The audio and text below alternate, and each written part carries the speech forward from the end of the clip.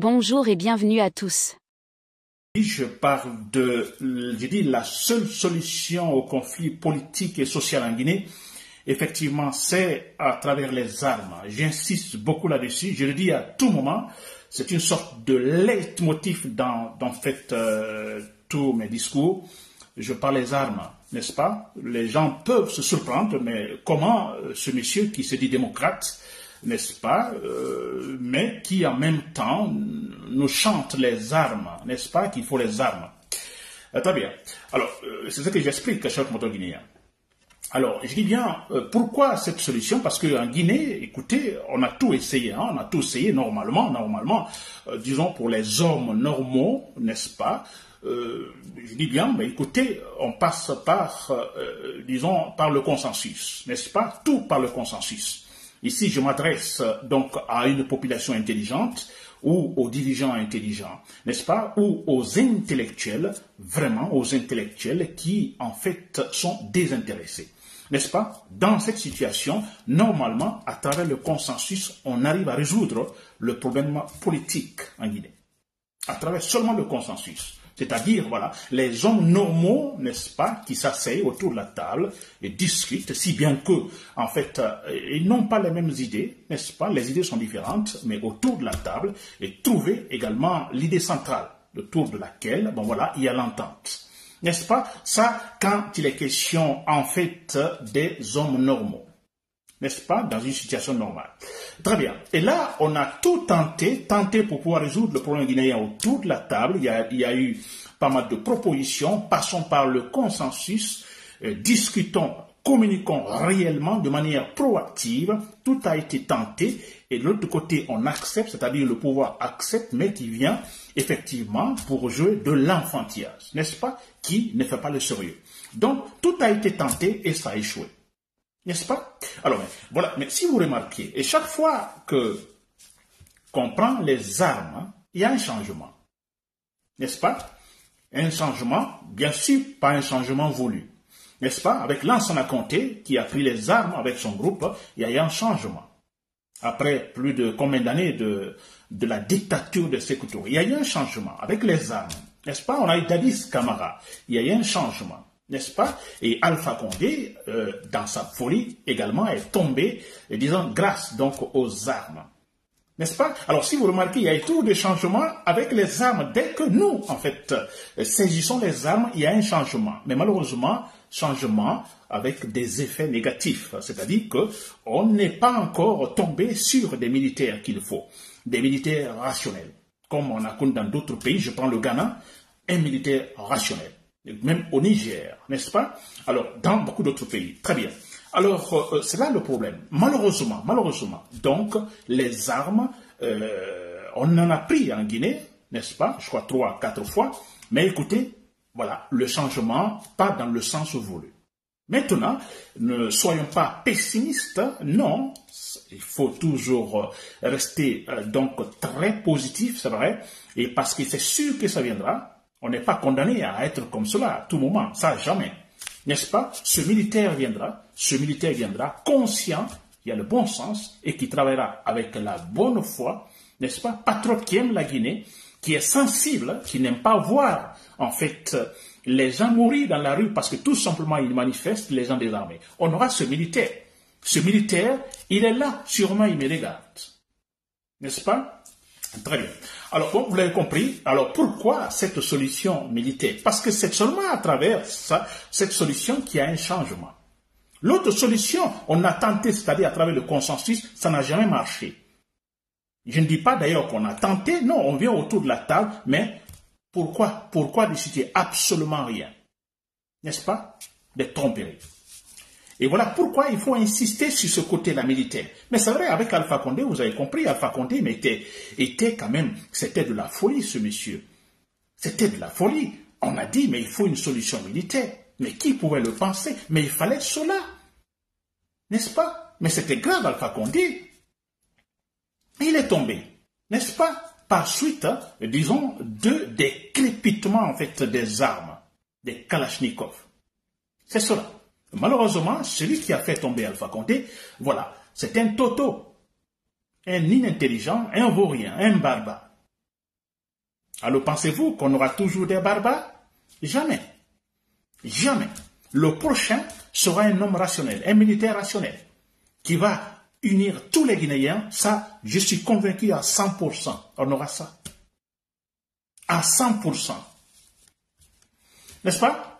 Très bien, chers compatriotes guinéens. Alors, vous, il n'y a pas de surprise maintenant, vous l'avez compris avec cette transition qui tend vers la 3e année. Rien n'est fait, absolument rien, n'est-ce pas, dans le cadre de rendre, je dirais, rationnel, disons, les institutions guinéennes. Rien n'a été fait. Donc, il est très clair, on le voit déjà, c'est un pouvoir, une junte militaire qui cherche à confisquer le pouvoir. Mais c'est clair.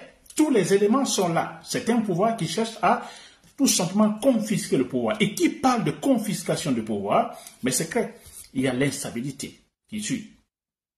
Partout où on parle de confiscation du pouvoir, il y a l'instabilité qui suit. Ça c'est clair. Des problèmes, de la souffrance. C'est clair.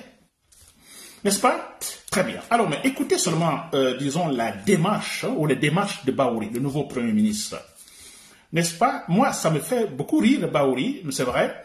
J'ai entendu Bahouri l'autre jour sur TV5 quand il a rendu visite, disons, au président, disons, rwandais. Il s'est rendu à Kigali, n'est-ce pas, dans la capitale rwandaise.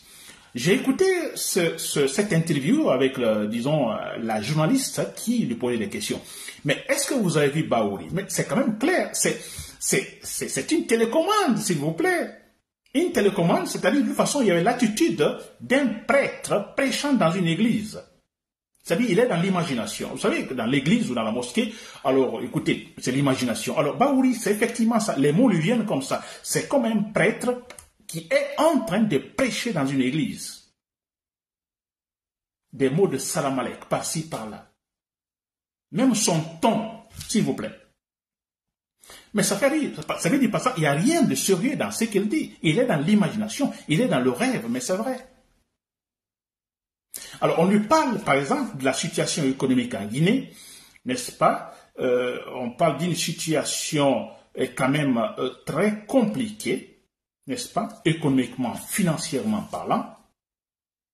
Alors, Bahouri est très clair. Écoutez, pour lui, tout est très clair. Écoutez, on a eu tout ce problème-là. Vous savez, la Guinée a connu beaucoup de calamités, n'est-ce pas? Il y a eu Ebola, il y a eu Covid, n'est-ce pas? C'est Bahouri. En fait, il est nommé pour cela. Il faut donc, comme je le disais, structurer le mensonge pour la junte militaire, n'est-ce pas? Pour pouvoir effectivement, tout simplement, passer cette année sans organiser des élections, sans que la junte, qui, après avoir, en fait, après s'être engagé à respecter effectivement le calendrier électoral, alors qui ne va pas le faire, Bahouri est là pour structurer le mensonge. C'est cela, c'est cela. Alors, vous savez, incroyable, Bahouri, sa démarche maintenant, c'est-à-dire les calamités. Lui, il veut se mettre derrière les calamités. Il y a eu trop de problèmes d'instabilité, c'est-à-dire les maladies, il y a eu Covid, et il va jusqu'à dire tout récemment, il y a eu cet incendie, donc au dépôt du carburant, disons à Conakry. Vous vous rappelez? Il dit, bon, tout cela, donc, tout cela déprogramme les décisions du pouvoir, et tout cela a des conséquences sur l'économie, et tout cela a des conséquences sur les finances. S'il vous plaît, Bahouri. N'est-ce pas? Bahouri, pourtant, il le sait, le problème fondamental de la Guinée, il le sait. C'est un opposant, face à Dadis, on l'a vu, il sait le problème réel de la Guinée. Il ne dira pas. Il sait très bien Bahouri, il sait très bien que cette junte militaire, Mamadou Doumbouya, n'est pas honnête, il le sait très bien que Mamadou Doumbouya veut se maintenir, veut confisquer le pouvoir, il le sait très bien que Mamadou Doumbouya ne va jamais organiser des élections libres et transparentes. Il le sait, Bahouri, que Mamadou Doumbouya ne va pas respecter sa parole, c'est-à-dire que lui, il ne sera jamais candidat. Bahouri le sait. Et ce qui est malhonnête de la part de ce monsieur, c'est pourquoi je l'appelle un traître, un lâche. Mais c'est encore plus, c'est des gens graves, c'est vrai. Vous savez la réalité, vous savez surtout, lui, les politiciens, il a un parti politique qui prétend, un leader qui prétend diriger la Guinée. Et qui ment ainsi, s'il vous plaît. N'est-ce pas? Alors on lui pose la question sur le respect, une question relative au respect du calendrier électoral, comme ça a été dit, il y a les 10 points, n'est-ce pas, que la junte devait satisfaire pour pouvoir, voilà, finalement aboutir aux élections. Alors Bahouri, voilà, il est clair. Bon, écoutez, il dit nous assumons. Il dit que nous assumons. Écoutez, le calendrier ne sera pas respecté, c'est vrai. Il dit nous assumons, c'est vrai, mais bon voilà, ce qui va être fait de toute façon cette année. Il parle de référendum constitutionnel, n'est-ce pas? Il parle de référendum constitutionnel, s'il vous plaît. Même là aussi, il le dit par la petite bouche. N'est-ce pas? Je pense même là-bas, il se contredit sûrement. Il se disait, après cette interview, sûrement il se serait dit, bah, écoutez, j'ai déconné parce que ça Mamadi Doumbouya ne me l'a jamais dit. N'est-ce pas? Il dit, il y aura un référendum constitutionnel cette année. Vous êtes sûr de cela? N'est-ce pas? C'est quand même malhonnête. Qu'est-ce qui est fait sur le terrain? Électoralement parlant. N'est-ce pas? Qui puisse nous alerter, nous montrer qu'effectivement, les gens là seront capables d'organiser, même pas les élections, mais d'organiser un référendum. Qu'est-ce qui a été fait sur le terrain? Absolument rien. Si les gens là doivent organiser un référendum, ce sera un référendum, écoutez, à la russe, n'est-ce pas? Mais c'est clair, de la pagaille. Et rien ne sera transparent, rien ne sera correct, rien ne sera légal. Ça, c'est clair et net. N'est-ce pas, chers contemporains? Alors, pour Bahouri, là, nous le savons déjà, c'est clair, sa situation est très claire, je l'ai toujours dit, c'est la télécommande, il n'a pas une idée en soi, n'est-ce pas? Alors, voilà, tout ce qu'il dit, écoutez, c'est dicté par là, mais ce qui est quand même étonnant, qui frappe, qui est choquant, il y a certains messieurs qui, quand même, lui, comparativement à Mamadi Doumbouya et autres, il est un leader politique. Ça, c'est un côté. Deux, écoutez, qui a fait des études quand même. Il a des études académiques, ces messieurs. Formation académique. N'est-ce pas? Alors, mais c'est quand même... Bon, voilà. On s'arrête là. Sinon, Bahouri, le connaissant, c'est un vaurien, c'est un menteur. Il n'est pas honnête. C'est vrai. Quelqu'un qui était avec Alpha Condé, n'est-ce pas, à un moment donné, Alpha Condé, pour combattre son propre parti politique, mais écoutez, c'est pas un sérieux. N'est-ce pas? Et voilà pourquoi, avec tout cela, chers compatriotes, moi je conclus, bon écoutez, mais que voulez-vous? Il faut les armes, s'il vous plaît. Vous avez dit avec les armes, qui parle d'Alpha Condé aujourd'hui? Non, mais prenons les armes, vous verrez si on parlera de Mamadi Doumbouya avec son idéal Kagame. Bahouri à Kigali. Vous savez pourquoi? Il a dit dans l'interview, bon écoutez, le leadership de Kagame est super important, c'est quand même connu en Afrique, alors la Guinée voudrait suivre donc l'exemple Kagame.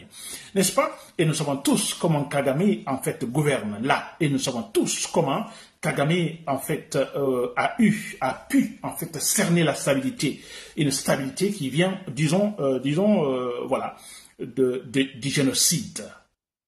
Sans ce génocide, le Rwanda n'aurait pas connu effectivement la stabilité en fait qu'il a aujourd'hui le Rwanda, n'est-ce pas? À travers le génocide, des milliers de morts, là vous le savez.